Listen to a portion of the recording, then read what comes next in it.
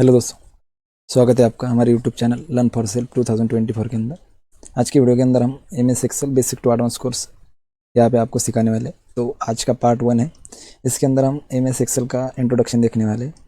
MS Excel जो software है, ये इस सॉफ्टवेयर के अंदर हम बहुत सारे काम कर सकते हैं।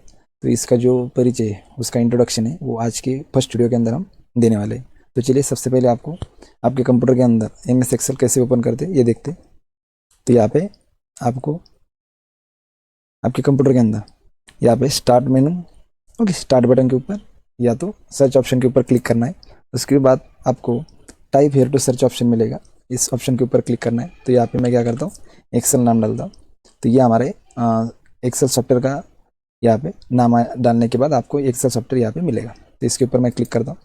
क्लिक करने के बाद यहाँ पे थोड़ी प्रोसेस होने के बाद आपके सामने आपका एक्सेल नाम का जो सॉफ्टवेयर है ये ओपन हो जाएगा। ये ओपन होने के बाद आपको कुछ वर्कशीट मिलेगी, जैसे यहाँ पे आपको ब्लैंक वर्कबुक मिल रही है, वेलकम टू एक्सेल मिल रहा है, फार्मूला ट्यूटोरियल मिल रहा है, पिवट टेबल का मिल रहा है। तो ये अलग अलग वर्कशीट आपको मिल जाएगी। इससे बोला जाता है टेम्पलेट्स, ओके, कि जो ऑलरेडी यहाँ पे बनी मिलती है आपको। लेकिन आपको अगर कोई कस्टमाइज आपकी खुद की बनानी है तो यहाँ पे आपको एक फर्स्ट वाली, जैसे यहाँ पे आपको ब्लैंक वर्कबुक मिल रही है, ओके। इस वर्कबुक का यूज़ करके आप एक्सेल के अंदर आपको जो भी कस्टमाइज वर्कबुक बनानी है या जो भी शीट बनानी है वो आप इसकी मदद से बना सकते हो। तो अभी क्या करेंगे, इसको करेंगे ओपन। तो सबसे पहले आपको यहाँ पे ब्लैंक वर्कबुक के ऊपर क्लिक करेंगे। जैसे आप इसके ऊपर क्लिक करोगे, देखिए इसके ऊपर क्लिक करने के बाद आपको एक नया विंडो ओपन हो जाएगा।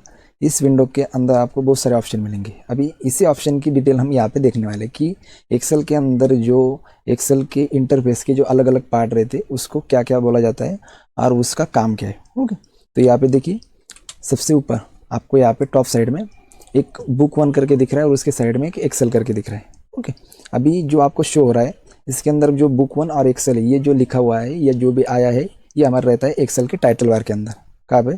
टाइटल बार के अंदर। अभी टाइटल बार के अंदर हमारा सॉफ्टवेयर का नाम रहता है, एक तो राइट साइड में, ओके, और लेफ्ट साइड में हमारे फाइल का नाम रहता है कि जिस नाम से हम फाइल सेव करने वाले, ओके।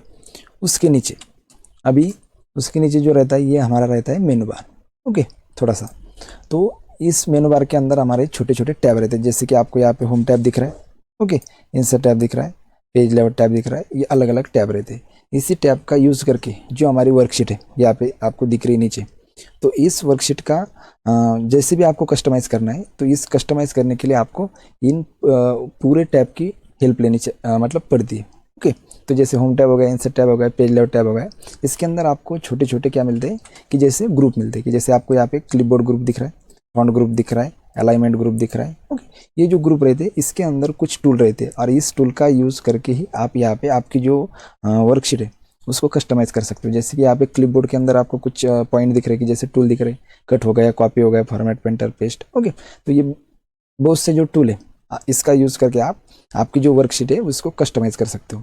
तो इससे बोला जाता है ग्रुप्स। जैसे क्लिपबोर्ड ग्रुप हो गया, फॉन्ट ग्रुप हो गया, अलाइनमेंट हो गया, नंबर हो गया, ये जो पूरे ग्रुप है ये आपको कहाँ पे मिल रहे हैं, ये आपको मिल रहे हैं होम टैब के अंदर, ओके। इसी तरह से आप जिस भी टैब के ऊपर क्लिक करोगे, जैसे कि मैं यहाँ पे इंसर्ट टैब के ऊपर क्लिक करता हूँ, तो इंसर्ट टैब के जो ग्रुप है अलग अलग ग्रुप आपको मिलेंगे और इसका भी यूज़ करके आप वर्कशीट को कस्टमाइज़ कर सकते हो, ओके। नॉर्मल चीज़ है वो, ओके। लेकिन ये आपको मालूम होना चाहिए कि ये जो रहते हैं मेनू बार के अंदर जो टैब रहते हैं इसके अंदर हमारे क्या रहते हैं, ग्रुप रहते हैं और हर एक ग्रुप के अंदर अलग अलग टूल रहते हैं। उसके बाद आ जाते हैं हम थोड़ा सा नीचे, इसके अंदर आपको मिलता है ये जो दिख रहा है आपको, इससे बोला जाता है फार्मूला बार या एड्रेस बार, ओके। ये जो आपको आगे दिख रहा है ब्लैंक बॉक्स, इसको बोला जाता है फार्मूला बार और ये जो A1 करके दिख रहा है आपको, इसको बोला जाता है एड्रेस बार। अब एड्रेस बार का क्या काम रहता है कि जैसे आपको यहाँ पे वर्कशीट के अंदर छोटे छोटे बॉक्स दिख रहे हैं, इस हर एक बॉक्स को बोला जाता है सेल, ओके। अभी ये जो सेल जो बनता है, ओके, ये जो सेल जो बनता है वो कैसे बनता है, तो देखिए यहाँ पे आपको यहाँ पे कुछ अल्फ़ाबेट दिख रहे हैं कि जैसे ABCD करके दिख रहा है, ओके। और आपको जो लेफ्ट साइड है उसके साइड में आपको क्या दिख रहा है, 1 2 3 दिख रहा है, ओके। तो यहाँ पे जो वर्टिकल है, वर्टिकल के अंदर आपको 1 2 3 दिख रहा है और हॉरिजॉन्टल के अंदर आपको ABCD दिख रहा है। जो हॉरिजॉन्टल के अंदर ABCD दिख रहा है आपको, उससे बोला जाता है कॉलम, ओके। क्या बोला जाता है? कॉलम। यहाँ पे आपको जो हॉरिजॉन्टल के अंदर ABCD करके दिख रहा है इससे बोला जाता है कॉलम। और जो हमारे वर्टिकल के अंदर जो रहते हैं नंबर्स, जैसे कि 1 2 3 4 जो रहता है, इसे बोला जाता है हमारे रोज। अभी जो एक कॉलम और एक जो रो है इसको मिलके हमारा एक सेल बन जाता है, मतलब ये छोटा सा बॉक्स बनता है। जैसे कि आपको यहाँ पे ए नंबर का कॉलम दिख रहा है और 1 नंबर का रो दिख रहा है, तो इसका नाम बन गया A1। ओके, तो ये क्या बन गया, एक सेल बन गया। अभी इसके अंदर हम जब क्लिक करेंगे तो ये हमारा एड्रेस बार के अंदर उस सेल का नाम बताएगा। ओके, तो इसी वजह से उसको बोला जाता है एड्रेस बार। उसके आगे का है हमारा फार्मूला बार, मतलब जो भी फार्मूला आप आपके शीट के अंदर लगाओगे। एक्सेल के अंदर बहुत सारे फार्मूले, अलग अलग फंक्शन है, उसका आगे आने वाली वीडियो के अंदर हम डिस्कस करने वाले। लेकिन अभी जो आपको फार्मूला बार दिख रहा है, तो जो भी फार्मूला आप टाइप करोगे वो पूरा फार्मूला आपको यहाँ पे फार्मूला बार के अंदर दिखेगा। जो भी डिटेल टाइप करोगे आप, तो वो आपको फार्मूला बार के अंदर या एड्रेस बार के अंदर आपको दिखेगी। और जिस सेल के ऊपर आपने क्लिक किया है वो आपको कहाँ पे दिखेगा, तो वो दिखेगा आपको यहाँ पे आपके सेल एड्रेस के ऊपर। ओके, अभी उसके बाद आ जाते हैं हम इसके नीचे कि ये जो पूरी जो रहता है यहाँ से यहाँ तक, ये पूरा रहता है हमारा वर्किंग एरिया। मतलब ये वर्कशीट के अंदर हम जितना भी काम करेंगे, इस वर्कशीट के अंदर हम काम करेंगे। जैसे कि आपको यहाँ पे जिस भी सेल के ऊपर मैं क्लिक कर रहा हूँ, तो यहाँ पे आपको अभी दिख रहा है कि ये पूरा ब्लैंक है। तो ये पूरी वर्कशीट के अंदर आप क्या करोगे, मार्कशीट बना सकते हो, टाइम टेबल क्रिएट कर सकते हो, आपके जो भी जैसे बिल बनाने, आपको ये पूरी इन्फॉर्मेशन हम एक्सेल के अंदर अलग अलग फार्मूले लगा के कर सकते हैं। ओके, उसके नीचे आ जाते हैं हम कि उसके नीचे हमको कुछ एक शीट 1 करके दिया है। इस शीट 1 मतलब कि जो शीट नंबर 1 है उसके ऊपर हम वर्क कर रहे हैं।